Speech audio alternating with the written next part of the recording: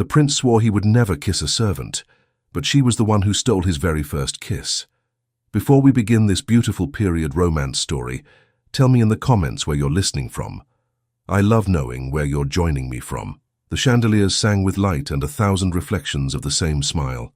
Gold trimmed every edge. Music ran like a river through the hall, and the river had a direction.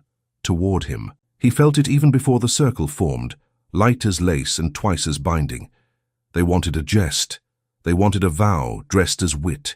They wanted his heart tied neatly to the crown in a sentence that left no air for rumour to breathe. The Duke at his elbow lifted a glass. The young ladies fluttered their fans like birds testing wind. Henri lifted his chin to the right height. He had been taught that height. He let his mouth curve. The mask was a polished thing. It never slipped. He gave them the shape they wanted.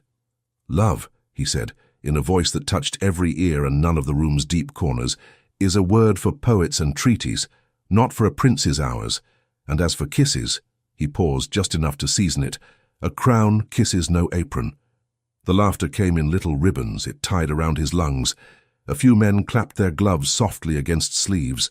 A cluster of ladies tilted their heads in a practiced show of amusement, and the edge of one fan traced the air as if writing his sentence on the space between them. It was all in good cheer. No one in that circle believed that cheer alone could carry a court. Cheer needed rules. Rules needed display. He had performed the display. He had performed it well. The Duc d'Artois, a fraction behind his left shoulder, murmured without moving his lips, "Gracefully done, Your Highness." Henri's smile held. It was simple to hold. He had carried heavier cups than this.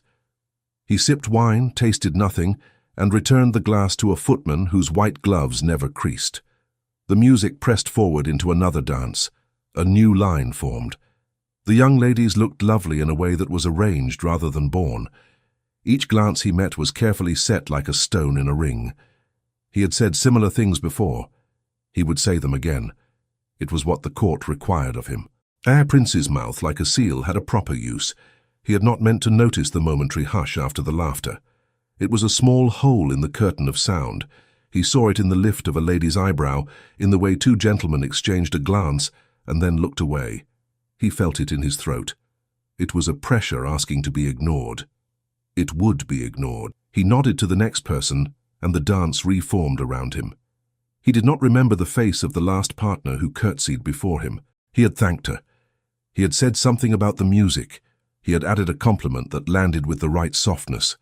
He had eased away, step by step, toward a door that a servant had opened at the precise inch of space that allowed for a prince's clean exit. He stepped into a corridor with lower ceilings and fewer echoes. Air drifted there that did not taste of perfume. He moved down a stair that knew feet happier than his, past a guard whose back was straighter than any column, past another door and then another, each one closing the sound of the hall behind him like cards laid face down. He did not run. Running was a boy's solution. He walked with the measured pace of a man who chooses to be where he is. He chose the gardens. Night air had a way of undoing knots without touching them. A footman held a lantern low and guided him across gravel that had been raked into tidy lines at dusk. The lantern created a small world of light that moved at his pace. Beyond it, hedges carved by patient hands stood still and deep. Somewhere a fountain rehearsed the same small speech it had given for years. The footman bowed and stopped at the path to the moon garden, the place where flowers that loved the night were collected for morning. "I will go alone," Henri said. The footman lowered his eyes. "Yes, Your Highness." The lantern receded. The darkness made sense of itself again. He had been taught the names of these places. His tutor had quizzed him about their builders and the years they were designed. None of that knowledge mattered at this hour. What mattered was the sweetness that drifted like a thread through the hedge. It was not the heavy sweetness of a ballroom bouquet. It was a cleaner note, alive and unperformed. He followed it. He entered a small walled square where the night seemed not so much dark as full. The moon garden held plants that opened after sunset. Their blossoms were pale by habit, not by vanity. They made the old trick of shining in a dim world. He stood still because he did not want the world to shift to accommodate him. He wanted to shift for it. He did not know he had stepped on anything until the small sound reached a steady mind. It was not a crack of pain. It was a soft, crushed complaint. Then he heard a voice. "You have a royal boot and a careless foot." He turned toward the voice. It came from a figure bent over a low bed. Linen sleeves rolled to forearms, a simple cap that held hair in order, a hand that hovered above a cluster of flowers as if to protect them from apology. The voice was neither harsh nor sweet. It was level. It was a line drawn to indicate where a thing should be. "I beg your pardon," he said. He meant the words. The figure did not retreat. "If you beg forgiveness," she said, still crouched, "ask it of the jasmine, not of me. A sprig that blooms at night has little defense against a prince who does not look down." His body moved before his mind agreed. He stepped back. He glanced at the ground and saw what his boot had bruised. A small vine, fragile and firm, had opened 3 stars that would be gone by dawn. One star had been broken at its neck. The breath that had stuck in his chest since the haul loosened slightly. He looked back at her. "I did not see," he said. "Then see now," she answered. She rose to her feet, with the swift balance of someone who had learned to stand quietly in the presence of those who were not quiet. Her face came into the pool of the moon's thin light. It was not remarkable the way courtiers measured remark. It was remarkable in another scale. Her eyes did not measure him at all. They simply looked. She was perhaps 18, perhaps 20. The difference did not matter to the way she held herself. She had the steady poise of someone who had not been taught it. She had chosen it to survive. "What is your name?" he asked, because he needed something to place between them that was not mistake or apology. "Amélie," she said. No last name. Servants often gave only what was needed. He could have said his name then or allowed her to say the title and lower her eyes. He did not. He did not know why he did not. He felt the old lesson tug at him like a ribbon tied too tight. He did not break the ribbon. He let it be and stepped closer to the bed where the jasmine grew. "These flowers are meant for the morning arrangements," he said, to say something that was not about him. "They are meant for what they are," she said. "The morning is a use, not a meaning. They open when the court sleeps. That is meaning enough." He wanted to smile. He did not. The words settled in him with a slowness that felt like honesty. He watched her hand hover over the broken sprig. She did not scold him again. She pinched the stem cleanly between her fingers, removing what could not be repaired, so that what remained could bloom without being dragged down. He noticed a small knife at her waist. It was not a blade fit for a story. It was silver in the way a spoon is silver, practical and kept clean. The handle had been smoothed by years of work. She did not touch it. She did not use it as a threat or a symbol. It was there because it had a purpose and would be used when necessary. He respected that. "Why do you work at night?" he asked. "Because the flowers do," she said. "And because people leave me be when they are tired." "You prefer that," he said. "Sometimes," she answered. "It is easier to tell the truth to a plant than to a lady and her fan." He thought of the line in the hall, the fans like instruments tuning to the same note. He heard the echo of his own voice saying apron in a way it had been taught to him. He wished sharply that he could pull that word back into his mouth and turn it to paper, fold it, and put it away until it learned humility.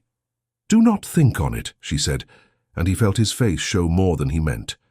"I did not hear your speech, I only guessed. They teach the birds inside to sing one song. It is not your fault if it is a narrow tune." "No," he said, surprised. "It is my fault. I sing well enough to please them." "You are very proud," she said, and her tone did not make proud a sin. "But you are proud of your voice, not of yourself. There is a difference. A voice belongs to those who feed it." He laughed then, a soft thing that sounded like him and not like a prince. It came out without permission. She did not flinch from it. "What would you have me be proud of?" he asked. "Of seeing what is under your foot," she said. "Of knowing a dawn that does not wait for permission."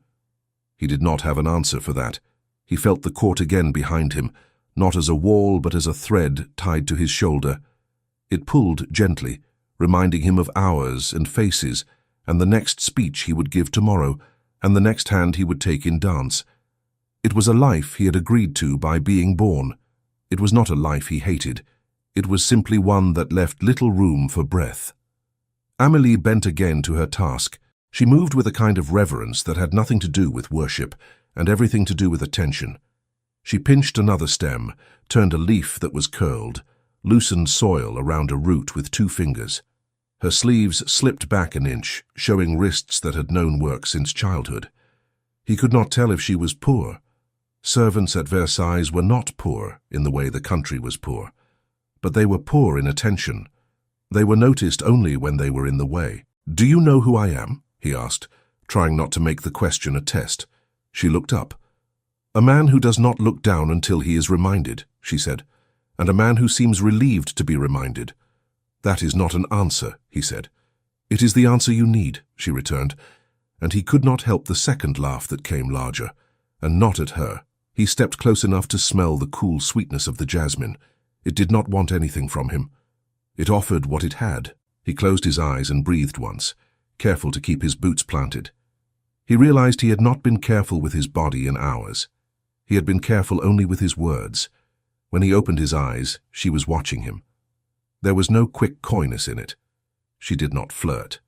She assessed. She seemed to be measuring something and finding it nearly equal to something else in her own mind. "What are you thinking?" he asked. "That some men are like gardens," she said. "High hedges, cut straight, impressive to those who like straight lines. But nothing moves, nothing scents the evening. You can walk there and become a thing that does not breathe. And then there are little squares like this. They do not announce themselves. They ask to be found. They bloom when the world thinks it is finished for the day."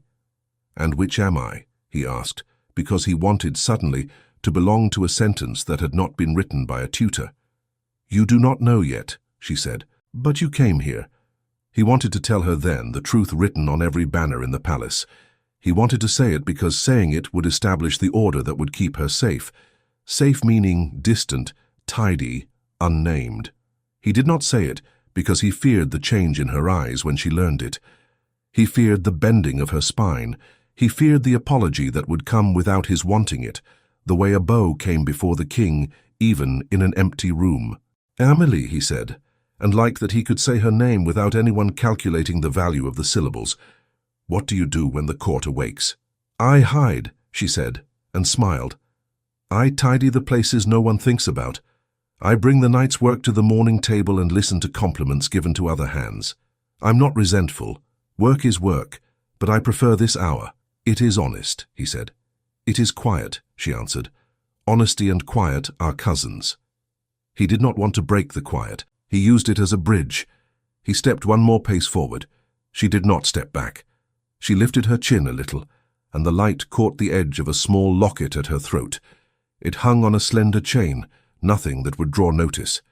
He saw a tiny crest etched into its face, worn by touch. He did not know its shape in that light. It looked like a memory. "Is that old?" he asked. "It is older than me," she said. "It belonged to someone who told me that truth makes a better pillow than fear. I keep it to remind my courage to wake before my fear." He nodded. He did not touch it. He did not touch her. He noticed the way her breath came steady, and the way her eyes did not dart toward the path. She was not afraid of being found here with him. That steadiness made him both proud and protective in the same heartbeat. He would not have named the second feeling a week ago. He did not name it now. He let it stand in him like a chair offered to a guest. "May I help?" he asked, gesturing toward the bed. "You might bruise the rest," she said. "Better that you learn how to stand still." He accepted the gentle rebuke. He stood still. He watched her tend the living night. Time altered its length. Minutes did not count themselves in the ordinary way. They collected around them like petals in a bowl. He did not think of the hall. He did not think of the this and the that. He thought of breath, scent, and the way the moon keeps its own counsel without asking anyone's permission to be less or more. At last she stopped. She looked at him fully.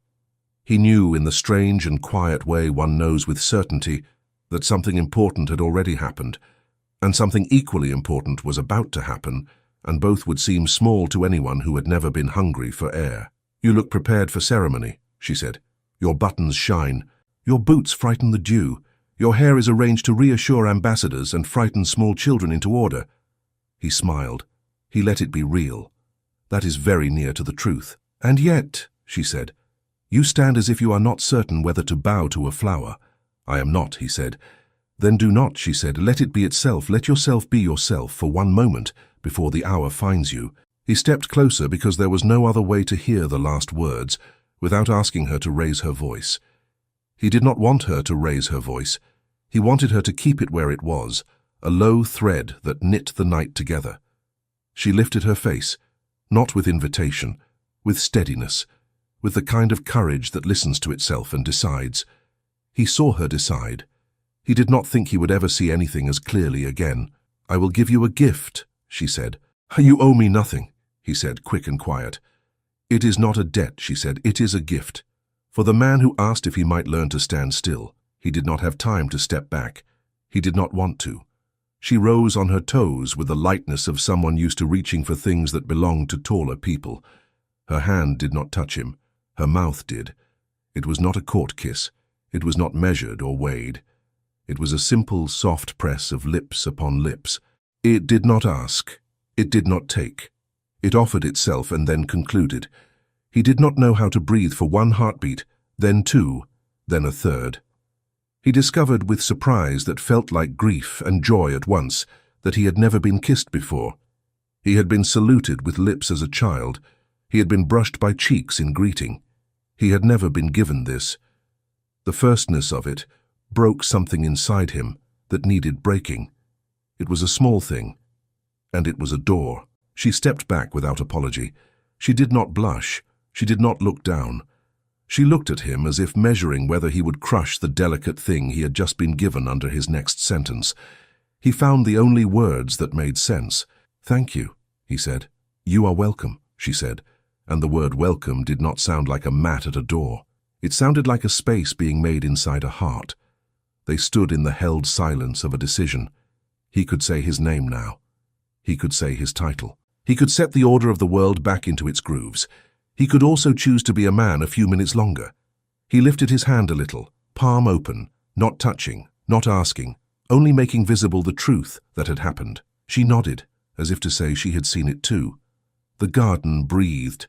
Far along the hedge, in a place where the path allowed shadows to bump against one another like whispers, a small, sharp sound broke the night. It was the clean snap of a fan closing. The sound of careful shoes moved away in a measured line. Someone had seen. Morning at Versailles behaved as if nothing changed, but every voice was a thread, and all the threads tangled in one story. Servants carried basins and candles past each other, with faces arranged to say only duty. Courtiers drifted into galleries to warm themselves in the light of rumor. A word spoken in the night hardly needed hours to gather a life. By breakfast, it had a spine and teeth. They called it a trifle at first, a whisper of a whisper, a servant's folly. Then it grew its decoration, a stolen moment among hedges, a prince surprised, a girl emboldened. No one claimed to have seen with full sight. Everyone knew someone who had been near. Fans began to speak their own language. One flick meant disbelief. 2 flicks meant wicked delight. A closed fan tapping a wrist meant, "Tell me everything you heard. Omit nothing. Add what you must to make it sing." Amélie rose before the sun, as she always did. The moon garden at dawn still smelled of the night's truth. She gathered what had opened and would now wilt. She tied bundles with clean twine. She kept her hands steady and her mind narrower than usual. She tried not to think of a mouth meeting hers with the simplest courage. She tried not to think of a voice thanking her with such care. Marcel appeared near the wall with a cart for deliveries. He had a way of moving that turned him into shadow when shadows were useful. He did not grin or wink. He looked at her as one looks at someone about to step into deeper water. "You will hear them," he said simply. "I hear nothing when I work," she said. "You will hear them anyway," he said, and left. They came in pairs as if bravery required a companion. 2 maids from the linen corridor passed and did not look at her. Then, after 3 steps, looked back together and then away together as if choreographed. 2 footmen nodded in greeting and whispered behind palms. A scullery girl paused as if to take a breath, and then did not. Amélie kept tying bundles. Work placed hands between her and the air. She carried the bundles toward the office where orders were taken. That was when the chief lady-in-waiting sent for her. Madame de Vowed did not need to raise her voice to make air obey. Time slowed on the edges of any room she was in. People smiled at her the way candles do when a draught passes by.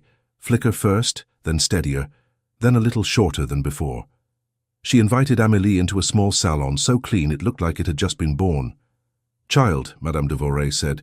She was not Amélie's mother. She chose the word because it placed her above, without saying it. "You are Amélie from the Moon Garden?" "Yes, madame," Amélie said. She stood near the door, half inside, half out, because that is where one stands when one does not know if one will be wanted in the next minute. "You are diligent," Madame de Vowed said. "Brother Mathieu speaks well of your morning deliveries. He says the arrangements arrive as if dawn left them there by its own hand." Amélie felt a small relief. Praise was safer than curiosity. "I only do what is asked," she said. "What is asked?" Madame de Vowed repeated thoughtfully. "Yes. Sometimes what is asked is not written on a page. Sometimes it is carried by what is not said." Amélie waited. She had learned that silence could be a shield. She held it now, and did not volunteer anything for the lady to turn into proof. "Tell me," Madame de Vowed continued, still kind, still soft. "Did you walk in the garden last night? Before the hour when the doors shut?" "Yes, madame," Amélie said. "That is my work." "Did you speak with anyone?" Madame de Vowed asked. "Yes, madame," Amélie answered.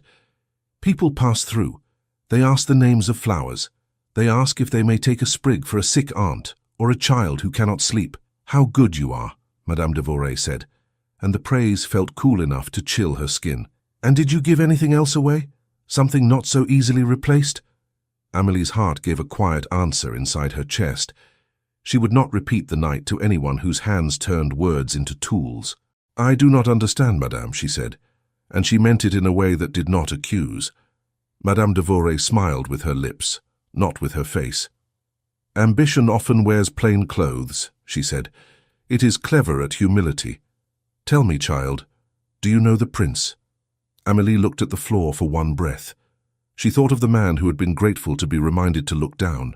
She thought of the relief in his laugh when it belonged to him, and not to the court's idea of him. "I know him as everyone does," Amélie said, which was almost true, "as a figure on a dais." "And as a figure in the dark?" Madame de Vowed asked. Amélie lifted her head. She understood now what game was being played. The rules were simple, a question shaped like care, an answer produced under pressure. Then a little twist so the answer became its own judgment. "I tend the garden," Amélie said. "Anyone may walk there. I do not bar the path. I keep my eyes on the plants." Madame de Vowed inclined her head slightly, as if acknowledging a move made competently. Then she moved her piece.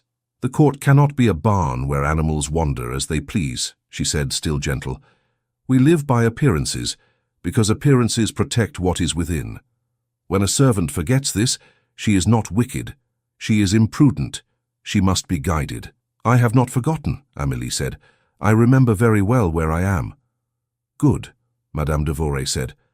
"Then remember this. You have been assigned to the Moon Garden because you are careful with delicate things. Today you will be assigned to the orangery furnace rooms. Ash is simpler than rumor. It is honest. It cannot be shaped into a weapon. You will work there until I am certain your steadiness is not mistaken for presumption." The hallway outside seemed to tilt. The orangery furnaces were not punishment in a courtly sense.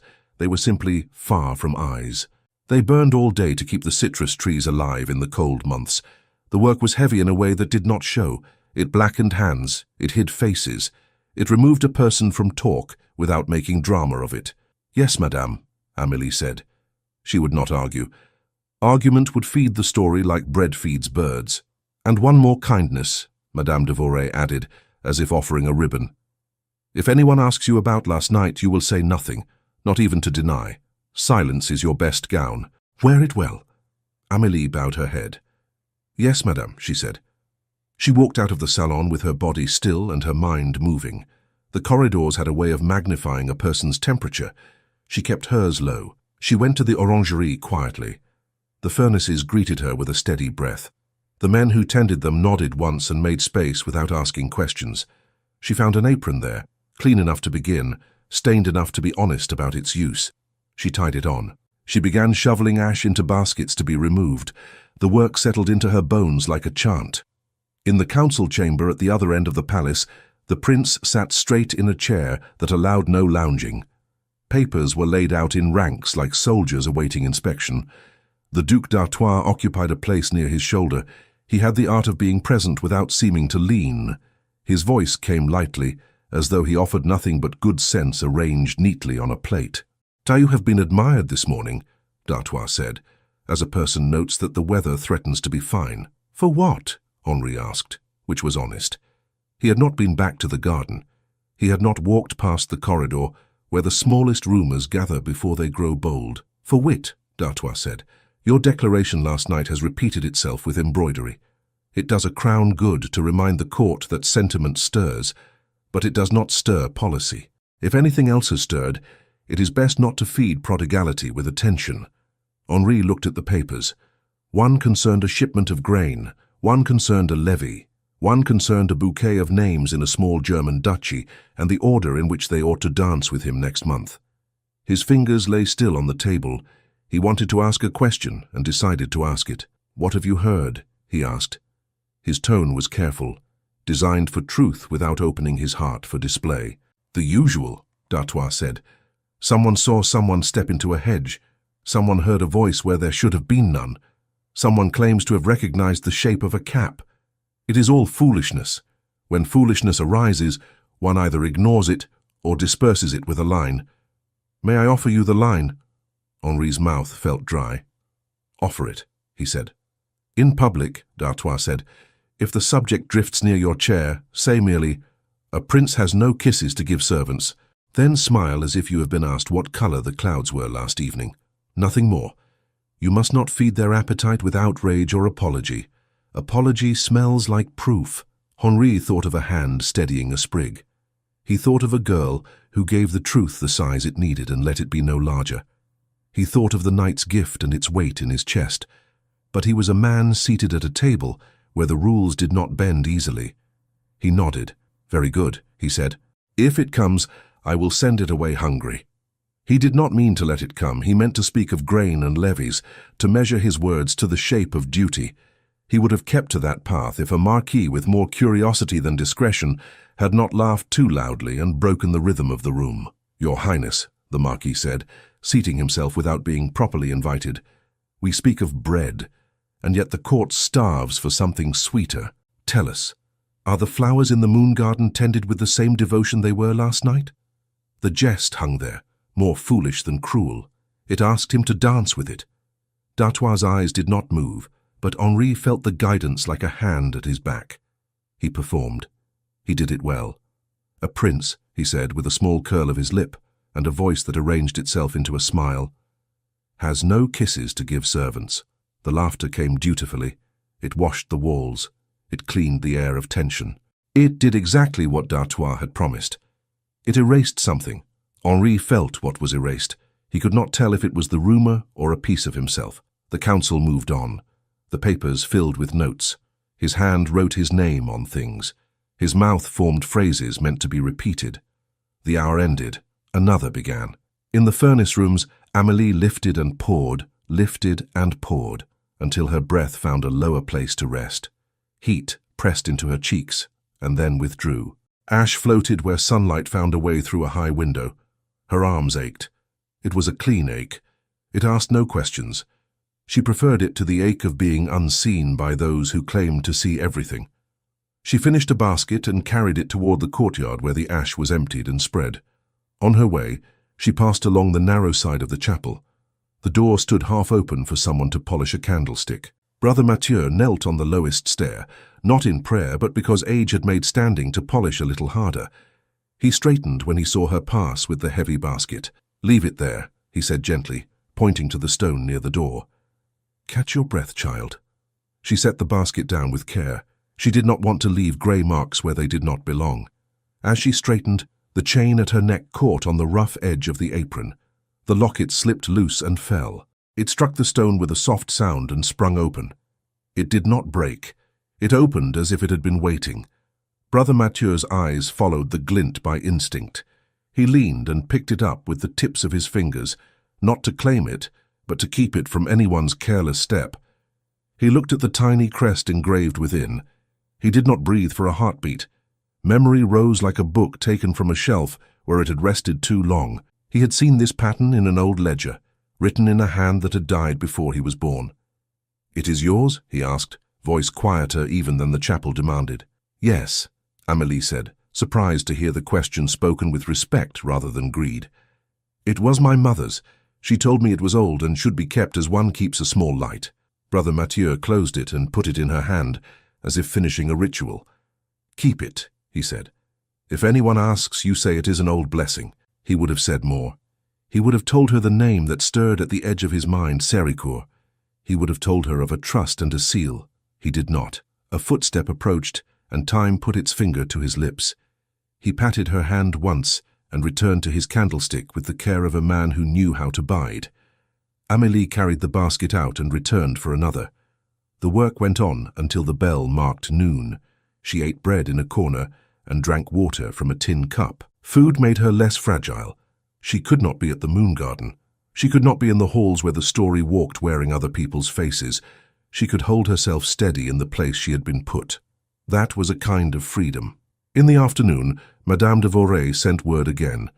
The messenger did not look at her when he gave it. Orders rarely require eye contact. She wiped her hands, washed them, wiped them again, and then presented herself. Your steadiness impresses me, Madame de Vowed said in that cooler-than-praise voice. It reassures me that you will accept guidance. Yes, Madame, Amélie said. Good, Madame de Vowed said. She opened a drawer and laid a folded paper on the desk. It bore a seal that was not the king's. It was the minister's. The Duc d'Artois kept much of the palace running through his small signatures. You will go to Saint-Céleste tomorrow before dawn. You will remain there until I request your return. It is a house of correction, not a prison. You will be comfortable and taught to be useful in a way that does not invite talk. Amélie felt all the warmth leave her fingers. She did not sway. The words had been arranged so sweetly that they almost tasted like opportunity. She heard under the sweetness the intention. Out of sight, out of mind, out of reach of anyone who might ask a question and want an unpainted answer. May I see Brother Mathieu? She asked. It was the smallest request and the most daring one she would allow herself. Madame de Vowed considered and declined with a smile. Another day, she said. Not today. You will sleep in the servants' quarter tonight. A coach will arrive before the first bell. Amélie bowed. As you wish, madame, she said, because to say otherwise would be to throw a stone into water and watch ripples expose everyone nearby. She walked out with a step that betrayed nothing. Marcel found her an hour later, his face alight with questions he did not ask, because he knew that questions had begun to cost too much. They are sending me, she said plainly. Where? He asked, in a whisper that turned the air into a confessional and a shield at once. Saint-Céleste, she said. Marcel's eyes flashed. Correction, he said, and spit the word to one side, not as an insult, but to get it out of his mouth. You will not stay there. I may have no choice, she said. We will make one, he said. Do nothing foolish, she told him. Foolishness helps those who like to point. He nodded. He had been ready to be foolish. He let the readiness go as one lets a bird fly because the cage is too expensive to keep. They spoke of practical things. She would pack only what she needed. She would leave the rest. She would sleep. She would be ready to be what the hour required, and then something else when the hour had left. Night came with its cool hand. The palace quieted itself in a way that was not quiet at all. Servants moved more quietly. Powerful people moved more loudly, believing themselves to be invisible when the candlelight shook. Amélie lay on her pallet and watched a square of moon make and unmake itself on the floor. She did not cry. She had long ago learned that tears were a tax paid to no one who deserved the revenue. Near midnight, Marcel tapped lightly at the door. She rose at once. He slipped into the narrow space and stood close because there was no room to stand otherwise. I have only this, he said, and held out a folded scrap. The hour and the door. They changed it to before the first bell, not dawn, earlier, when even the mice are still. It is not kindness. It is because early hours make fewer eyes. Thank you, she said, and placed her fingers for a moment on his hand. It was enough blessing for a friend. He swallowed. If I had a badge, I would wave it, he said. If I had a law, I would point to it. I have only feet and a mouth. Bring neither into danger, she said. Keep both for tomorrow. He nodded again and left with the same care with which he had come. At the same hour, in rooms where the air belonged to him by decree, Henri stood before his window. He had tried to sleep, and found his mind combing through the day's sentences, searching for the one he wished he had not spoken. He had said the line, it had pleased them. His mouth had been the court's instrument, and he had played the note. He saw the garden in his head more clearly than the council table. He saw a girl's face more easily than the marks on a paper. He did not name this to himself, he only named what he could: regret. A servant came softly, as trained, and placed a small object on the sill. No note, no flourish, only a sprig of night jasmine, carefully cut with a clean pinch. He did not ask who had brought it. He did not ring to call anyone back. He picked it up and held it near his face, and the scent told him with more authority than any minister what he must do next. He dressed without calling for help. He left his hair as it was. He put on a cloak and went out by the corridor that guards had learned to ignore when a prince needed to breathe. The moon garden held the last of the night's cool. It also held absence. He could feel it before he could name it. The small order of tasks that had greeted him in the dark before had been interrupted by the kind of order that written instructions enforce. The beds were neat. The baskets were not where they had been. The bench where she had set her knife held nothing. He waited, thinking she might step from behind a hedge with her sleeves rolled and her calm eyes ready to scold him for moving too quickly. The waiting stretched to uselessness. He turned toward the path that would take him near the servants' quarter. He did not plan what words he would say. He trusted his mouth less tonight than he trusted his feet. In the small hours, doors open and close with louder hearts. A coachman cleared his throat. A porter shuffled. A hinge argued and then agreed. Amélie stood with her apron folded under her arm, a small bundle at her feet. She had slept a little. She had arranged her hair. She had told herself that order was its own revolt, and she practiced it now. She held herself as if going on a visit and not being removed. The coach stood at the back gate. It was not a grand carriage. It was an honest vehicle for errands, draped with the courtesy of a seal pinned discreetly to its leather band. The seal bore the minister's crest, not the king's. That meant speed and less paperwork. The porter looked at the letter again, reading without moving his eyes, as some men do when they do not want to own the words they carry. He folded it and tucked it into his sleeve. He touched the brim of his cap at Amélie. Not quite a bow, not quite a command. The coachman shifted in his seat and wound the reins around his glove.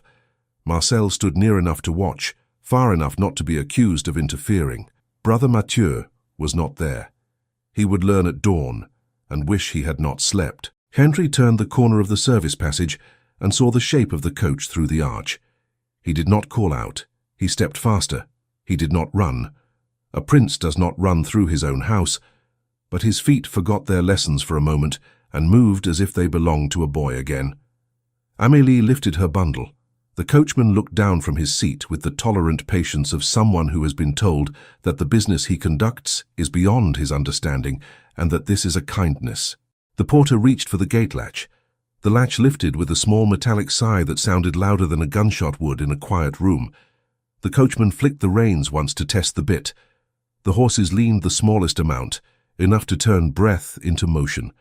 The coach wheels began to roll. The coach wheels turned the way orders turn, quietly and with the weight of someone else's decision. Amélie stepped toward the open door because that is what one does when told that correction is a kindness. Marble and brick do not argue.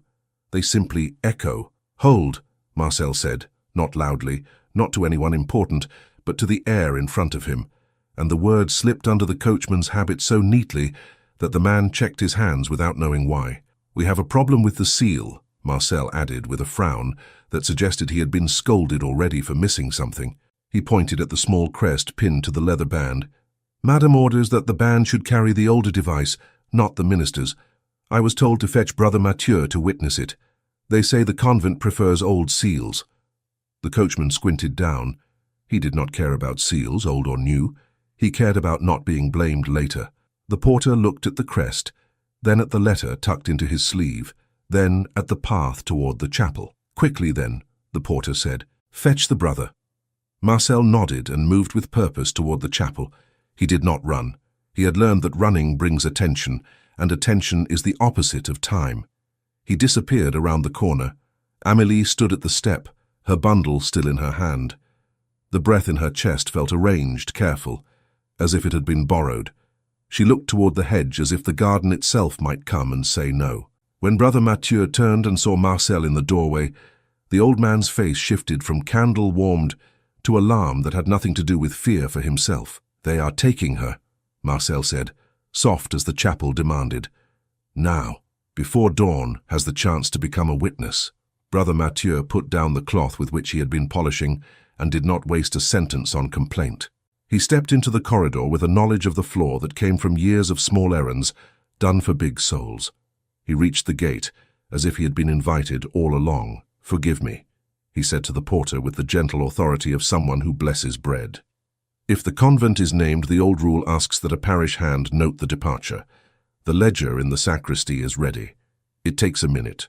We will be exact. The porter, relieved to have a rule to hold, nodded. "Be exact then," he said. He waved a hand toward the chapel door. "A minute." Amélie did not move until Brother Mathieu met her eyes. He did not bind her with instruction. He simply gave a small incline of his head that said, "Do not waste what you have been given." In the sacristy, where walls held the smell of wax and old wood, Brother Mathieu set a narrow book on the table. It contained columns for names and dates, for places entered and left, for reasons official and reasons remembered by the one who wrote them. He opened it and did not begin writing. "Is your locket with you?" he asked. "Yes," she said, touching the chain at her throat where the small weight rested like a promise. "Open it," he said. "Let the face warm in your hand." She obeyed, not understanding why warmth would matter. The metal took her heat as metal does, slowly and with patience. The engraved crest inside raised itself to clarity as if waking. Brother Mathieu's hands trembled. "Séricourt," he murmured, tasting the syllables as if they belonged to a prayer left unsaid too long. "Child, listen. This is not a trinket. This is a mark from a line that sleeping men think is dead. It is tied to a charter that runs under the floorboards of the crown itself. There is a trust, money pledged long ago to support duties that cannot be delayed or decorated. It has protections. It names a custodian." "I am not a custodian of anything," Amélie said, even as her fingers closed around the locket without thinking. "You are, whether you knew it or not," he said. "The law slept because honest people forgot to wake it, and dishonest people prefer sleep. The crest in your locket matches the seal I have kept in a drawer all these years, waiting for a hand brave enough to hold it. When the line of Séricourt dwindles, the keeper of the trust, through the maternal branch if needed, is to be recognized, for the sake of the funds and their use. It is written plainly. I have read it. Few else have." "Why me?" she asked, not to reject, but because she needed to know whether the floor under her feet existed or was another rumor. "Because your mother kept the locket true," he said. "Because you have rendered service as the charter defines it, guardianship of a royal place and honest accounts, because the crest opens in your hand as if it were in a cradle, not in a cabinet." The porter coughed faintly from the corridor to remind them of minutes passing. Marcel shifted his weight like a man pushing a door with his shoulder while pretending to rest. "What would you have me do?" Amélie asked. "You speak as if paper could stop a coach." "Paper can stop many coaches if the right voice reads it," Brother Mathieu said. "You must show this to the prince." Amélie's heart did an unwise thing then. It climbed toward her throat. "I cannot show him anything from a convent," she said. "They are sending me before the bell." "You will not go far," Brother Mathieu replied, voice calm. "There is another way. This book has older companions. Come." He moved with a swiftness that belonged to memory rather than youth. He led her through a narrow passage into a side archive. It was not grand. It did not have gilding. It had shelves that held thin volumes bound in leather, darkened by generation after generation of careful touch. He knew exactly which one to take. He pulled a ledger from the middle shelf. Its spine cracked the way honesty sometimes does when asked to stretch. He opened it on a table that had hosted humble bread and elaborate signatures in its time. He turned pages with a finger that did not shake now. He found the crest stamped in wax on a strip of ribbon, brittle but whole. Beside it, the scrolled hand of a clerk, too proud of his flourishes, had written, "Charter of Séricourt Trust, pledged to the crown for the maintenance of sacred lights and the relief of crisis, to be administered by the custodian recognized through the line of Sericourt, with protection from prejudice in the performance of duty.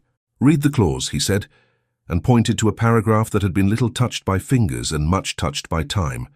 She read. The words were formal, but not clever. They meant what they said. If the line had fallen to a single heir without power in the world, that person, upon presentation of the crest, and proof of service to the crown's good, could be recognized with dignity to guard the funds against misuse. It was not about honor granted for flattery. It was about setting a lamp in a windless place so that the flame did not go out when blown upon by mouths with better titles. "Who misuses it?" she asked. Brother Mathieu's face turned from candle-warm to the stillness of a man deciding whether to step into a storm. He reached into the ledger where, tucked like a pressed flower, lay a small paper with recent ink. He smoothed it. The handwriting was plainer, quicker. It had names. It had amounts. It had dates that ran up to this year. The line at the bottom bore a signature, Duc d'Artois in that elegant hand, that had passed through too many decisions without anyone stopping to see where it left ink. "Others too," Brother Mathieu said softly. "But his hand appears more often. The trust has been treated as a personal purse for the smoothing of matters that should have been brought to light. If you enter that coach and go beyond the reach of those who remember the old rules, the misuse will continue. If you remain, the trust can be restored in daylight. It will change the shape of what they ask from the prince. It will give him a choice they have told him he does not have." Amélie closed the locket with a click that sounded louder than it was. "You make it sound as if I decide whether a man is free." "You decide whether the truth that frees him is hidden again," he corrected. "He must still choose to take hold of it." Marcel at the door let a breath out through his nose that sounded like a man learning to release a horse's reins gently when it wants to bolt. "Brother," he murmured, "the porter will begin to count. Counting makes stone move." Brother Mathieu closed the ledger and put it back with the same care he would give a sleeping child. He did not pocket the small paper. He left it where it had always been. He took a separate compact copy, a small extract he himself had made years ago when he feared the day would come and he would not be alive to guide it. He slid the extract into Amélie's bundle so that it would sit beneath the folded apron she had placed on top. It would not rattle there. It would be a quiet truth. "Go," he said, and there was no drama in it, only a simple instruction given when the hour demands movement. "Say nothing to those who are hungry for gossip. Speak to the prince if the chance opens. Show him the crest. If he is what I think he can be, he will see." They returned to the door. The porter looked at the ledger's new line with relief. Paper calmed him. He set his hand back on the latch and raised it. The coachman glanced at the sky as if waiting for it to change its mind. As Amélie placed her foot on the step of the coach, Madame de Vauray came into view the way moonlight comes into a room without being invited. She had not hurried. She did not need to. The sight of her made the coachman straighten, the porter smooth his sleeve, and Marcel lower his eyes to a place where rage could not be read. "Child," Madame de Vauray said, and in that word was the whole patience of a mother and the whole power of a major domo. "Remember your silence. The world will thank you for not injuring yourself with defense." "I will be quiet," Amélie said. She meant, "I will be quiet in my way, not in yours." Madame de Vauray's gaze drifted delicately to the chain at Amélie's neck. She did not reach. She did not ask. Her eyes returned to Amélie's face. She smiled the way a person does when they have successfully picked up a needle from a floor without bending. "Good," she said. "Go in peace." The door closed. The coach moved. Henri, crossing a shadowed corridor that felt both too narrow and too long, stepped into the chapel by a side entrance he had used as a boy when he wanted to feel that faith belonged to him and not to ceremonies. Brother Mathieu was there, and not by accident. "Your Highness," Brother Mathieu said, and bowed with the economy of someone who does not waste the prince's time or his own. "I have been saving a truth for you." "I save it no longer," Henri said, and the words came out with a dryness that told more to the old man than tone could. Brother Mathieu set the extract on the table, and with it, the knowledge he had gathered over years spent in corners and libraries, watching titled men walk past old sentences as if they were furniture. He spoke cleanly. He spoke of a trust that did not belong to a man's need to be comfortable. He spoke of a locket with a crest that matched a seal. He spoke of the clause that, once read, altered the shape of a prince's excuses. Henri did not interrupt. He did not dignify the name in the margins by saying it aloud. He recognized the signature without help. He understood what it meant for a minister to use old money for new quiet. He also understood what it meant for a girl with a locket to be inconvenient to people who had become used to arranging the court's conscience. "Where is she?" he asked. "On the road to Saint-Céleste," Brother Mathieu said. "Sent before the first bell, which is the hour chosen by those who prefer to make decisions without daylight." Henri's mind lined up possible paths like chessmen. He could go to the hall, call for counsel, request this or that. He could be proper and fail, or he could be a man who steps into a carriage and tells the air what it will be for once. He turned toward the door. "Send a note to my father," he said. "Say I have gone to make a correction in the king's name and mine." "Take this," Brother Mathieu said, and folded the extract into Henri's hand. "It is smaller than the truth it holds, but it will do until the larger truth stands in the Hall of Mirrors. And your Highness—" Henri turned back. "Be gentle," Brother Mathieu said. "She has been brave in a way the court does not know how to honor." Henri inclined his head. "I will be what she deserves," he said, and left. On his way through a smaller salon, as he crossed the path that many ladies use to practice their soft attacks, Madame de Vowed appeared as if the room had arranged itself to produce her. She lifted a hand. He could not pretend not to see it, without insulting the order of things.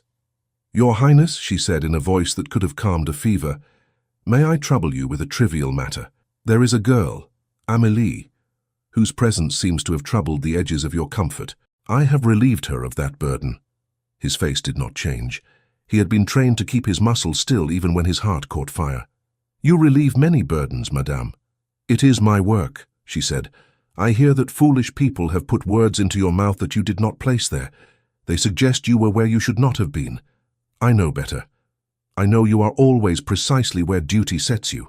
"I was where night allowed me to breathe," he said, not to confess, but because he found himself unable to let her own his air.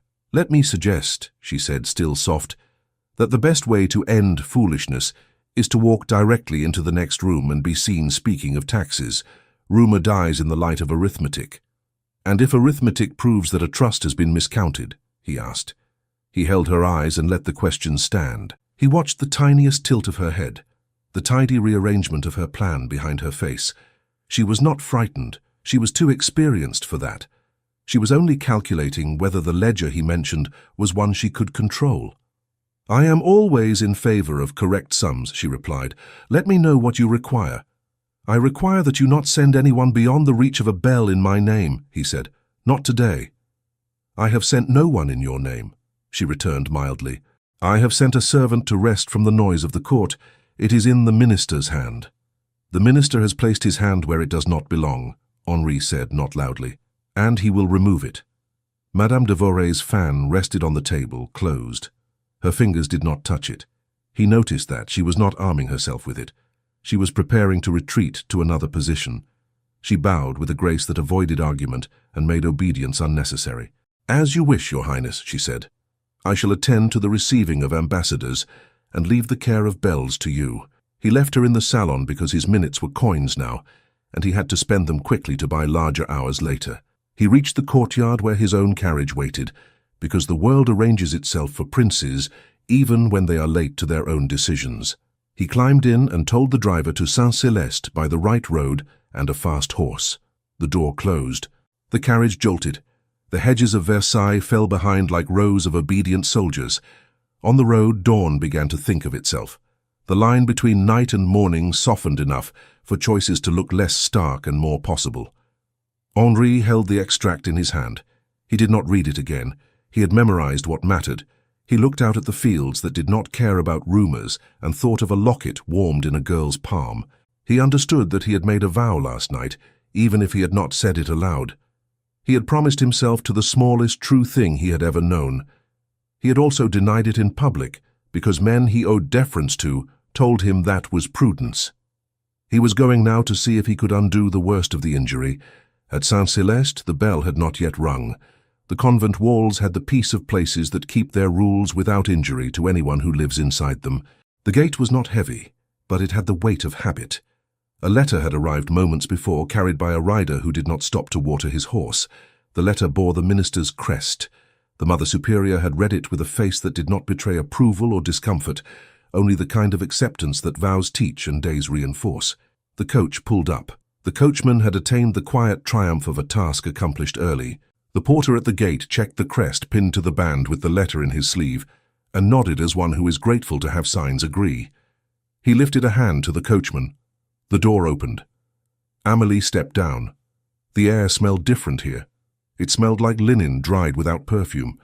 It smelled like prayers that did not ask for favors but for quiet. She looked at the stone under her feet and told her heart to walk straight. She would not disgrace herself by looking back at a road she could not run. The Mother Superior came toward her, with hands that did not reach but could, if needed, hold. Her eyes were not cruel. They simply measured what had been brought to her care. "Welcome," she said. "You will rest and learn. It is not a punishment to be asked to be small for a time. Sometimes it is a relief." "Sometimes," Amélie repeated, and could not tell whether she agreed. The porter turned the latch. The gate swung inward. The coachman adjusted his reins as if he could already feel the lightness in his arms that would come when the carriage headed back, not burdened with a passenger. Hooves sounded behind them on the road, not the leisurely rhythm of a courier content to have made good time, a firmer cadence. The Mother Superior lifted her head. The porter's hand, of its own training, paused. The coachman turned in his seat because curiosity outranks habit when a new presence arrives in a scene that thought itself complete. A royal carriage came into view, not draped in show, not followed by a train, but marked by the certainty with which the horses approached. It stopped at the gate with an economy that spoke of a driver who understood when to be a line in a sentence and when to be a period. The door opened. Henri stepped down. He did not shout. He did not raise his arm. He did not claim a right. He stood where the ground belonged to no one and everyone and said, in a steady voice that the gate would remember longer than any letter held in a sleeve, "She does not enter." The gate did not argue with him. It simply held still. Amélie felt the breath of the moment move through all of them. The porter's training, the Mother Superior's calm, the coachman's habit, the prince's voice. She did not step back until the Mother Superior inclined her head as one woman to another, as one keeper of rules to another keeper of a different kind. "We do not defy the crown," the Mother Superior said, voice level as a measure. "We serve it by keeping a quiet house. If a quiet is to be kept here, it must begin with obedience. Prince, you have made a claim with your mouth. Will you also sign it with your name?" "Yes," Henri said. "Now." The Mother Superior glanced to the porter, who brought a book that had seen more vows than visitors. She turned it to a fresh page. Henri wrote, in a hand unused to this ledger, that he recalled the order and took responsibility for the girl named Amélie to be presented at Versailles for honorable review. He left space for the king's counter-signature and did not pretend his name was larger than his father's. He handed the pen back. The Mother Superior read without dramatics. She nodded and closed the book. "She may stand where the air is open," she said. "If you have brought trouble, Prince, take it with you gently. This house does not like noise." "I have brought a correction," he said, "and I will take it gently." Amélie stepped away from the threshold. The porter released the latch. The coachman, not unhappy to avoid the inward turn through a narrow gate, eased his horses backward with care. Marcel, who had stolen the courage to follow halfway down the road, stood still, unsure whether to praise heaven or worry that men in fine coats would soon gather to rearrange the world back to its liking. Henri turned to Amélie and did the simplest thing first. He bowed. It was not the deep bend of formalities, only a respectful lowering that said, "I see you." "I came late," he said quietly, "but I came." "You came," she said, and the words held the weight of a door that opens because one person decided to turn the handle. "I spoke a line this morning," he went on, and did not dress it. "It made a room laugh. It made me smaller. I'm sorry." Amélie held his gaze. She felt her anger, quick and sharp, take one step forward, and then she set a hand on its shoulder and asked it to wait. He had stood at her gate and used his name to make space.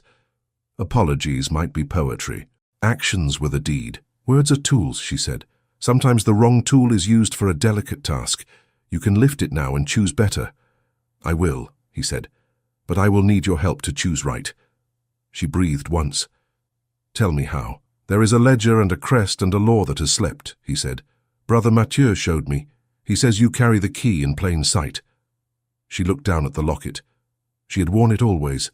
It had been nothing more than courage touching her throat when fear rose. Now it seemed to glow with a duty she had never asked for, but would not refuse. "I do not know how to use this key," she said. "I do," he said, and then, kinder, "We do. Together." They returned to Versailles with a road's dust on their shoes and a small, precise plan between them. It was not a scheme. It was not even a strategy. It was a reading. Paper held words. Words, read aloud in front of people who pretended not to remember, could make a floor appear where men had been taught to walk on air. Back at the chapel, Brother Mathieu greeted them like a man whose worry had been folded neatly and put away. He led them to the side archive again, and did not bother to apologize for the room's modesty. Modesty had done good work here. "You have the extract?" Henri asked. "I have it," Brother Mathieu said, patting his pocket. "And the ledger itself, if you want to make boasting small. Paper likes to be useful." "Paper will be useful," Henri said. He turned to Amélie. "Will you trust me with this?" He indicated the locket. She unfastened the chain with measured hands. When she placed the locket in his palm, it was not surrender, it was ceremony. He closed his fingers and felt the small, old weight there speak larger than coins. "We will not do this in a whisper," he said. "We will do it before mirrors, so that lies must look at themselves." Brother Mathieu's mouth gave the smallest hint of a smile. "A good place for repentance," he said, "and for memory." It was not a simple matter to convene voices in the Hall of Mirrors without making a festival of it. But the court was always ready for an assembly. A summons that mentioned a charter, and a correction found men and women willing to stand still if it meant being near the place where something might change without their having to take responsibility for it. By midday, the hall carried the soft hum of important attention. Gentlemen practiced neutrality with their faces. Ladies selected fans that could speak firmly without snapping. The king took his accustomed place, not because anyone needed reminder who wore the crown, but because rooms have shapes, and he completed this one. Henri stood with a quiet in him that had not visited often. It was not the empty quiet of exhaustion. It was the filled quiet of a task chosen. He looked at Amélie once before the herald's voice made sound in the long room. She stood near Brother Mathieu, where shadows allowed a person to breathe.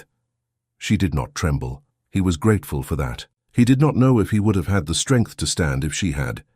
Madame de Vorey came as duty demanded.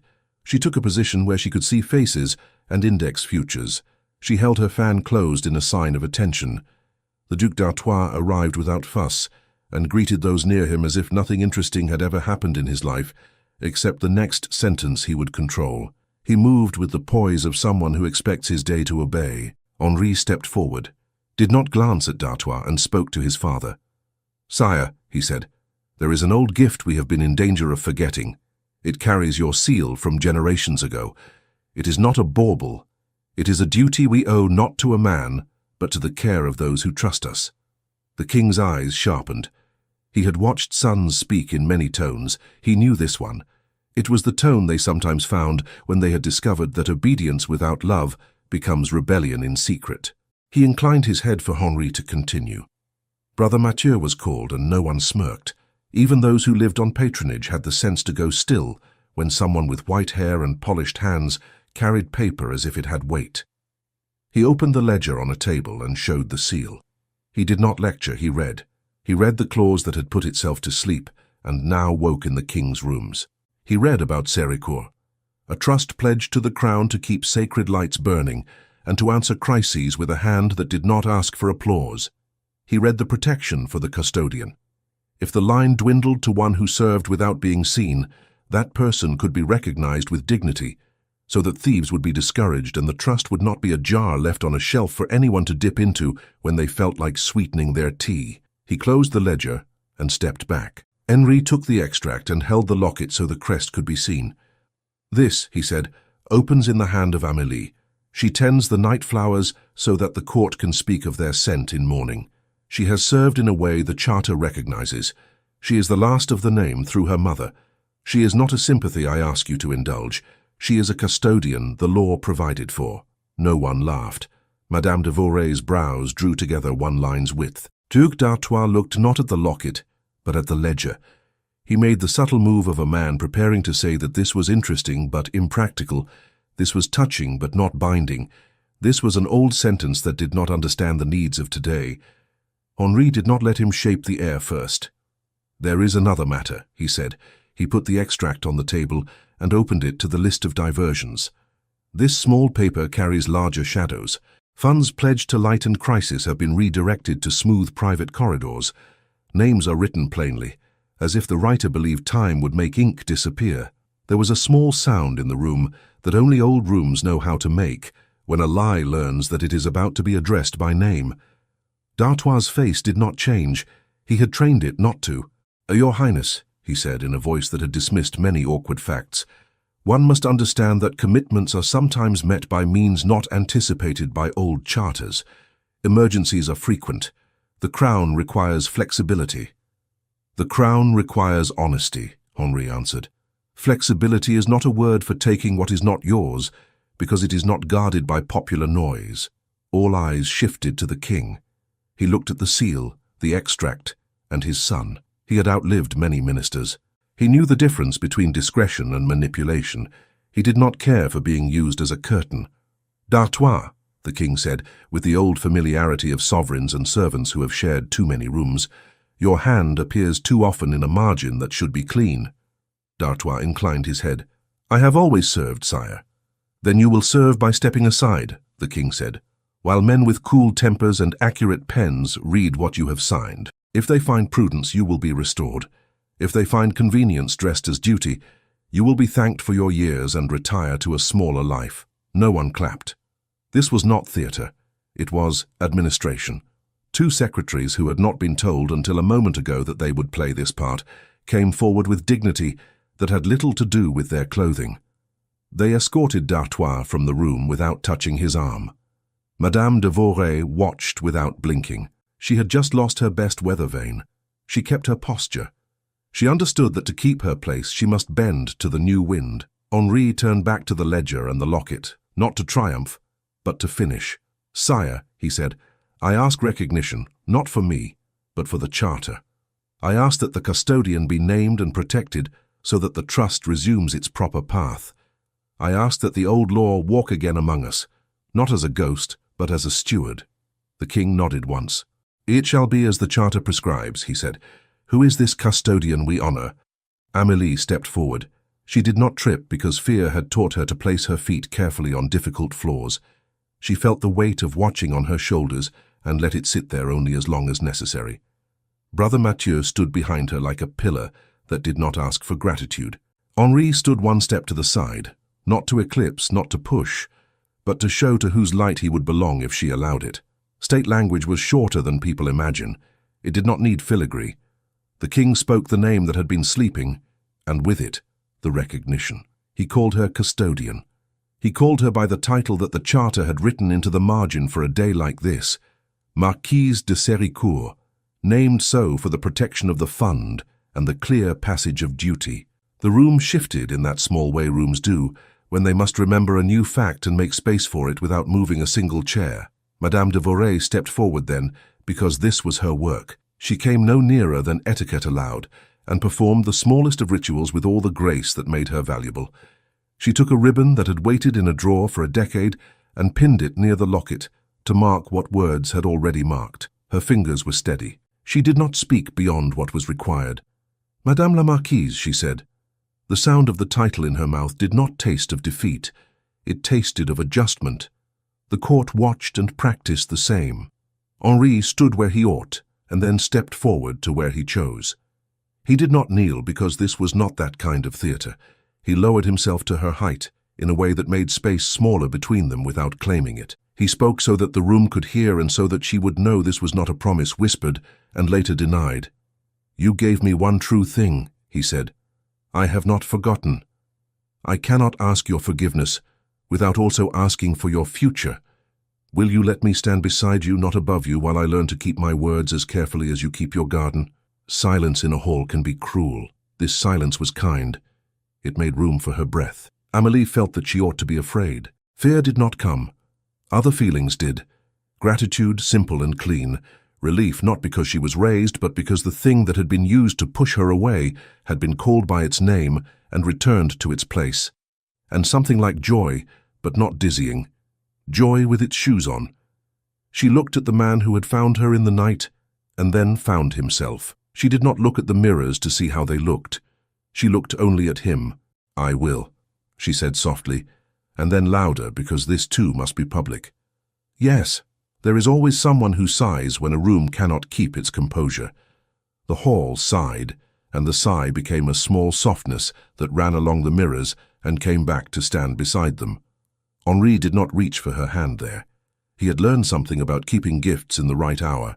He bent his head once, as if the day might hear and be blessed by the shape of his acknowledgement.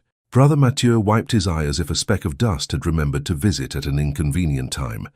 The king leaned back. He looked at his son with a pride he did not turn into a smile, because smiles make some men speak too long.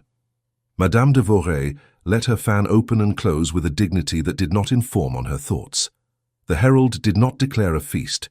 Henri did not permit spectacle to rush in. He asked that the chapel be opened for a brief thanksgiving, the one with the short prayer about lamps and hands, not the long one about triumph and enemies. People filed out with the measured rustle of events that have found their proper end. In the quiet that followed, when corridors had swallowed gossip for later and the hall had gone back to being a room with too many windows, Henri and Amélie stood once more in the small space of the chapel aisle. It was cooler there. The stone admitted truth more easily than mirrors. "I have something else to say," he told her, offering words like water in a clean cup. "Say it," she said. "I thought I knew what honor was," he said. "I thought it was a list of tasks done in the right order with the right face. Today I learned that honor is a person's peace when they go to their bed at night. You have that peace. I want it. It is not kept by rank," she answered, kind and clear. "It is kept by the attention you pay to your smallest choices. Start with your mouth. Make it say less when less is truthful. Make it say more when more is needed. You will become a man who breathes without asking permission." He smiled, not the practiced one. "I will practice," he said. He looked down at the locket now resting near the ribbon Madame de Vowed had pinned. "May I?" She lifted the chain as if giving him a task. He fastened it again at her nape. His fingers were careful. They did not linger. They learned. When they stepped back into the corridor, Marcel waited at the far end with the glad face of a man who had kept himself from foolishness and discovered wisdom paying him a visit anyway. He bowed too low because relief steals grace, and Amélie made a small gesture with her hand that told him to stand up straight and keep his pride. "Marcel," Henri said, because a prince learns more in a day like this than in years of formal instruction, "you are thanked." "I did nothing," Marcel said. "You did something," Henri returned. "You used your mouth to make time. That is not nothing."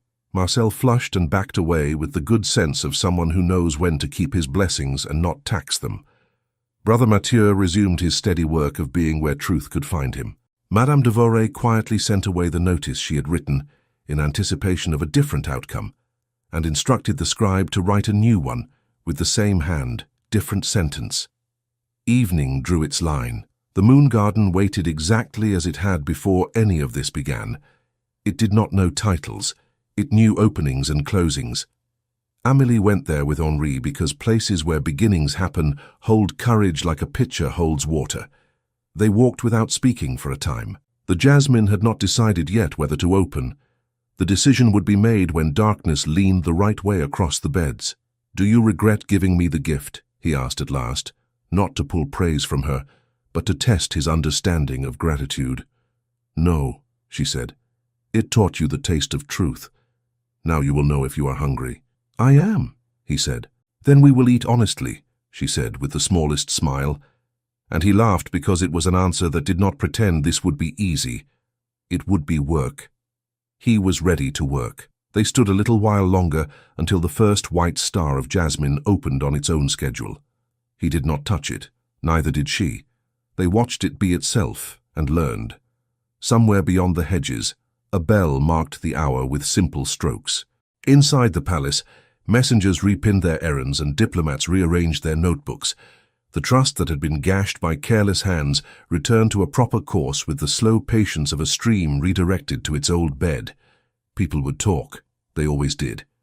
But tonight the talk would have to wrap itself around a fact too clear to be ignored. A prince had chosen to be a man in public, and a servant had chosen to hold steady while the room shifted. Amélie took Henry's arm then, not because she needed support to walk, but because walking together turns two separate paths into one. He did not mistake the gesture. He offered the smallest pressure of his hand in answer.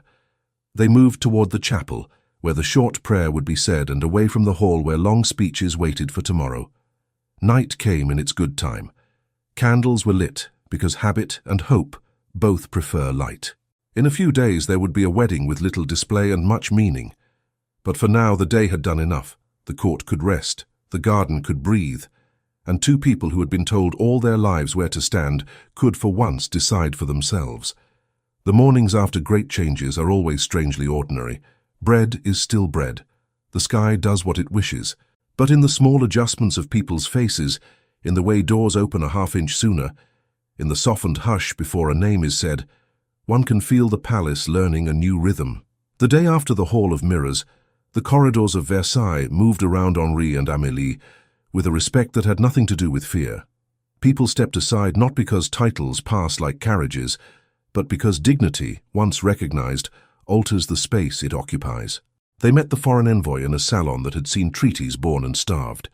The man wore his country well, plain fabric cut so precisely that nothing needed embroidery to announce its value.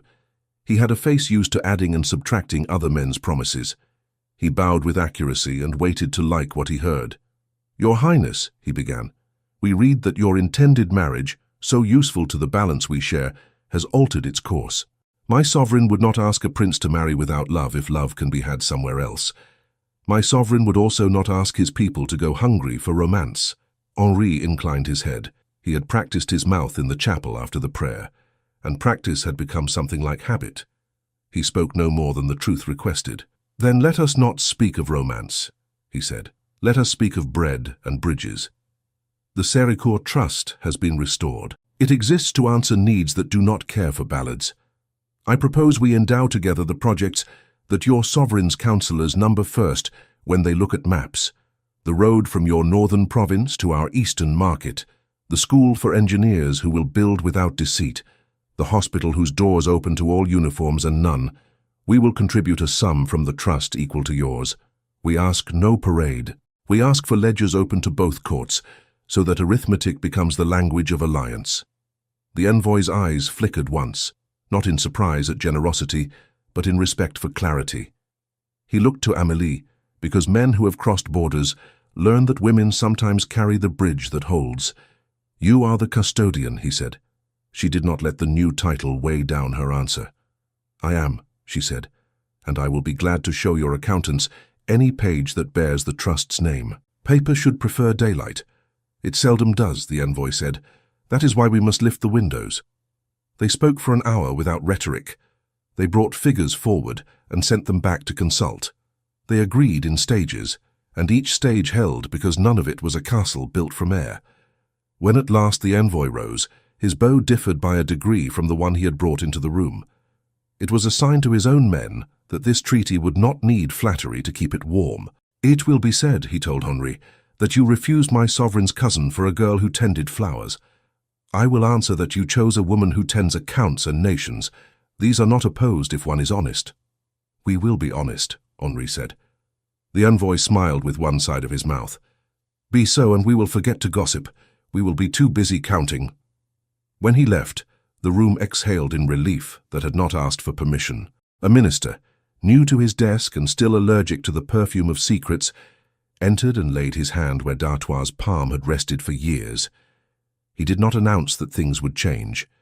He asked for the ink. He refilled the wells. He wrote without flourish what the envoy's men had agreed would stand. Word drifted through the palace and then out its gates. Some ladies tried on the phrase "Madame la Marquise," the way one tries on a hat in a mirror that might lie. Some gentlemen calculated their daughter's prospects anew and learned that arithmetic is patient, not always kind. A few hearts opened their shutters and let a neighbor's joy in. They had not done that in years. It made their faces younger. Madame de Vowed requested a visit with Amélie at an hour when the corridors doze, and even ambition lowers its voice. They met in a small gallery that overlooked a courtyard where orange trees were wintering under glass walls, warmed by humble fires. The praise that had once been offered in this gallery like sugared fruit had been replaced today by air that could be breathed. "Madame," Amélie said with courtesy. She offered no more, no less. "Madame la Marquise," Madame de Vowed replied, with a bow so precise and so free of sarcasm that it remade itself into respect. "I have come to bring you something that is not my habit to carry." "What is that?" Amélie asked. "A change," Madame de Vowed said. "I am skilled at preserving.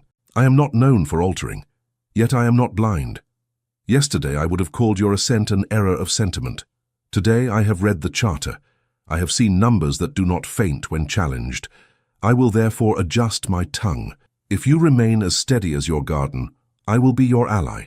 Not your friend, I do not confuse roles, but your ally, which in this place is the more durable thing." Amélie let the words stand a moment, then answered them in the language Vowed spoke best, acts arranged into form. "I accept your allyship," she said, "and I bring you this." She held out a small stem, night-blooming jasmine, cut with a clean pinch, wrapped in a damp scrap so that it would not faint in the day. For truth that blooms where eyes are few, Madame de Vowed took it with fingers that had too often touched only fabric and paper. She lifted it nearer to her face than she would have last week. She inhaled. Something softened where no one could see. She nodded once and left with an economy of movement that had nothing to do with retreat and everything to do with economy. Letters went to Saint Celeste, not apologies but explanations, accompanied by a purse that would repair the roof of the West Dormitory and replace a set of books the novices had been sharing past the point of decency. The Mother Superior responded with a note in that unornamented hand, which is its own kind of crown. She wished blessings on those who make noise for good.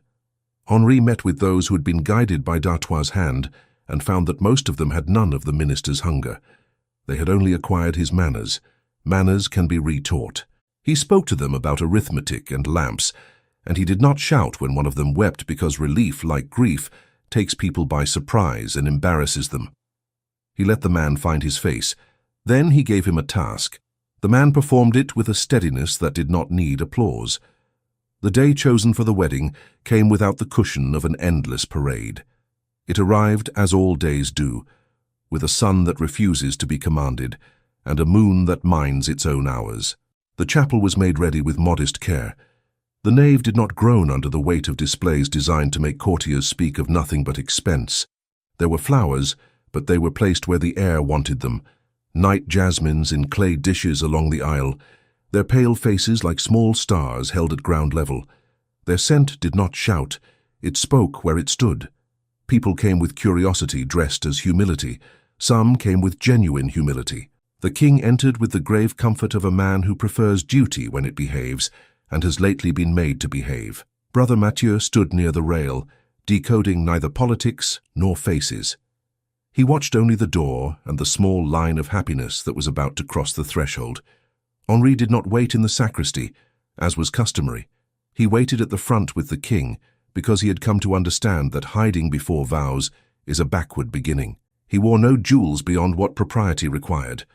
He had asked that the tailor do away with embroidery that looked like words. He wanted the words he spoke to stand alone. When Amélie entered, the chapel adjusted to her the way the moon garden had adjusted to her hand. She had chosen a gown that remembered her place without letting it define her. Its fabric was fine but not fawning. A ribbon at her waist matched the small mark of Séricourt near her throat. Her hair was arranged to comfort those who need the sight of arrangement. A simple pin held back what would have fallen into her eyes. The locket lay where it had always lain.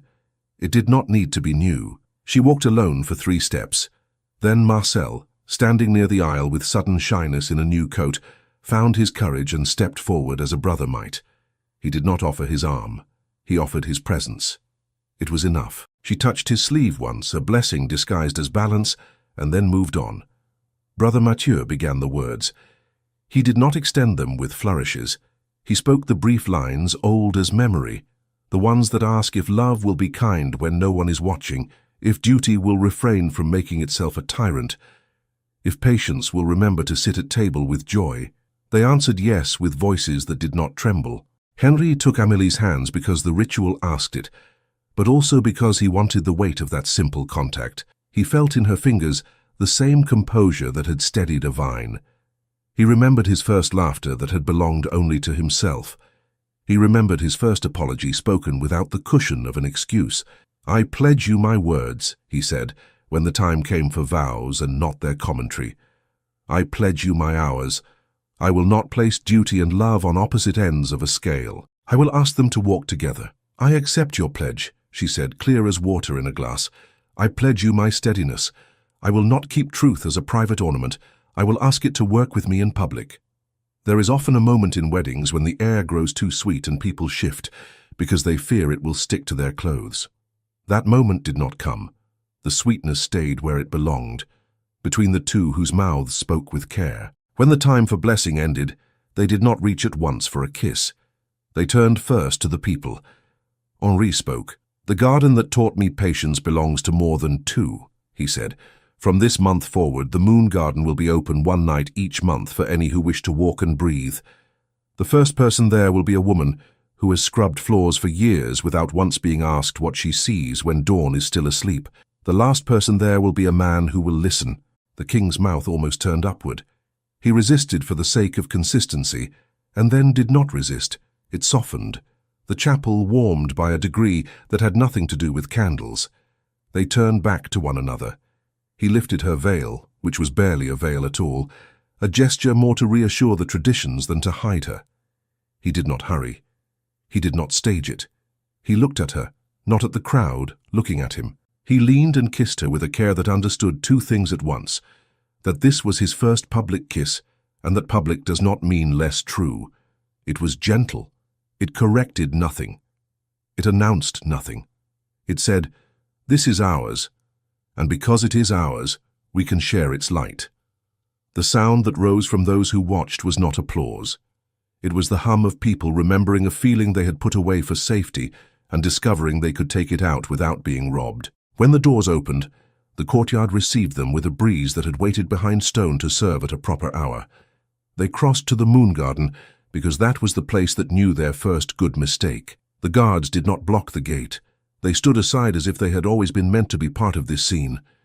The people, some with caps, some with hats, some with hair that had never been under anything but sky, came softly along the paths. No one trampled, no one pushed. Even those who would later embellish their account of where they stood and what they saw felt for 1 hour the luxury of accuracy. Amélie walked between beds and bent once to show a child how a flower closes itself when touched too greedily.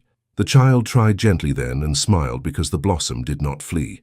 A woman with tired shoulders lifted her face toward the scent and closed her eyes, and for the first time since her husband's death, the ache moved from the center of her chest to a place where it did not rule. Two old men who had not spoken to each other in months because of an argument about how to stack wood stood together and forgot their positioning as they watched a moth consider its own tiny adventure.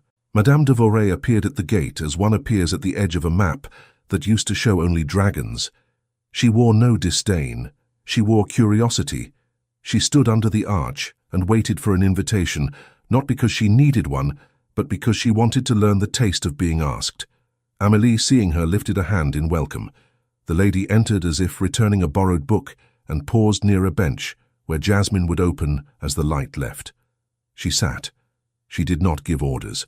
She listened to the sound of people breathing together without a script. Henri spoke with a man who had traveled 2 days to sell oranges to a court that would not have looked at him last week. He asked how the roads had treated the cart.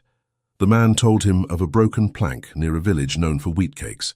Henri made a note to send a mason, and when the man laughed and said that princes always say such things, Henri asked the man's name and the name of the wheat cakes and repeated both until he could not forget them.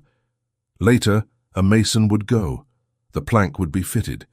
The man would tell his son that an hour spent talking to a prince had fixed a wheel more surely than flattery.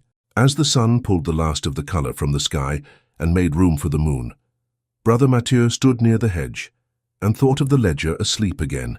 not because it had been forgotten, but because it had done its work and could rest.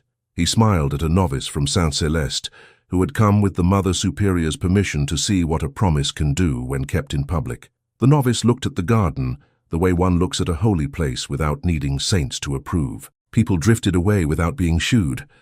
They took with them nothing but air and a story that did not require improvement. The garden resumed its older quiet. The jasmine began its nightly habit, lifting pale faces as the dark deepened, as if darkness were not a threat but an invitation. Henri and Amélie lingered. They did not need to perform now. They could reflect. They sat on the low stone bench where he had not sat the first night because he had been too busy standing to learn to be still. He rested his hand open on the stone between them. She rested hers near his, not on it, and the nearness felt like gratitude made visible. "I used to think happiness would feel like applause," he said. "It feels like breathing. It feels like bread and jasmine," she said. "And work that no longer tastes of someone else's mouth." He turned to her. "Tell me what you fear," he said. "I want to know the shape of it, not to defeat it with speeches, but to set my day against it." She considered. "I fear forgetting," she said. "Forgetting that I am a servant of the work, not of praise. Forgetting that the first gift I gave you was small and simple, and that small and simple things must not be despised when big and complicated things arrive at their door." He nodded, absorbing the lesson as if it were wind that would go on blowing whether he learned it or not. "I will help you remember," he said. "And when I forget, you will speak to me as you spoke to me the first night, without embroidery." "I will," she said. "We will be honest before we are grand." He reached for her hand then, and she placed it in his. Their fingers fit in the ordinary way fingers do when they have decided that this hand is the one they will be bridges for. They sat like that as the bell in the chapel marked the hour that houses use to tell children to sleep, and men to leave taverns and women to let the fire lower without going out. They rose together. They did not walk toward the hall of mirrors. They walked toward the chapel. One more small prayer before night, not the long one. The short one that asks for lamps to be trimmed, not flung, for hands to be faithful, for tongues to remember mercy before cleverness. They stood, said it, and stepped back into the garden that had been a cradle for more than flowers. As they reached the gate, a boy with quick feet and hair that had never yet been persuaded to lie down skidded to a respectful halt. He held out a folded note, breathless not from fear but from the importance of carrying news for people newly in love with their duty. "From the envoy," he said, as if he could not believe letters came from such places to such people. Henri opened it. The lines were short. The sums were exact. The last sentence was not arithmetic. It read, "When the first stone is laid for the hospital, do not send a minister. Send the custodian with a ribbon and a pair of hands to hold the bowl for the mortar." Amélie smiled. "I have hands," she said. "I know," he said. "I watched them teach a prince to look down." "And up," she said. "And up," he agreed. They closed the gate with the gentleness of people who do not slam doors even on good endings. The night was theirs now and tomorrow, and the many next days in which love and duty would learn to share a table without one squeezing the other out. They walked back into the palace that had decided to make room for breathing. They did not fear the rooms feared them a little and were better for it. In their chamber, which was not grand because grandeur makes rest nervous, they spoke softly of plans as if they were telling each other a bedtime story that would be true in the morning. Letters to write, names to learn, a visit to Saint Celeste to thank and to ask what is needed next. A cabinet in which Brother Mathieu's ledger would wait when not in use, not hidden, simply placed where other hands, if worthy, could find it. A lesson for children of the court, how to water without drowning, how to cut without wounding, how to stand still without becoming stone. They paused and listened to the palace, which had acquired a new sound. Relief. Relief is quiet and strong. It makes a new music under the old. It promises nothing but the chance to keep promises. Henri touched the locket once more, not as a fetish, but as a reminder of the hinge that had opened and let light out, instead of trying to trap it inside. He kissed her forehead with that same public care made private, and she answered by resting her hand against his cheek in a way that said both thank you and go on. They slept then, not because the day was finished, it never is, but because rest is a duty when one intends to be brave again tomorrow. The jasmine outside kept its watch. The moon went about its business. Somewhere in the city, a mason dreamed of the broken plank near the wheat cakes and woke knowing exactly what to bring. And when morning came, the first bell sounded in the chapel, simple, precise, without ornament, and the palace rose to a day that would be full of work and quiet joy and the ordinary courage of two people who had decided that a crown is only as useful as the hands that hold it steady while they plant something that will outlast them. Thank you so much for listening to this story all the way to the end. We hope it moved you as much as it moved us while telling it. We'd love to hear your thoughts. Leave us a comment telling us where you're listening from and what you liked the most. Rate this story from 0 to 10.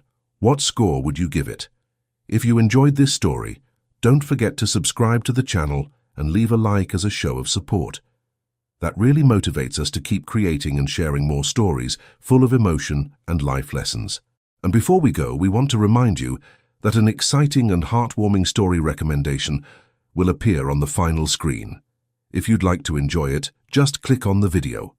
Thank you once again for being here, and we'll see you in the next story.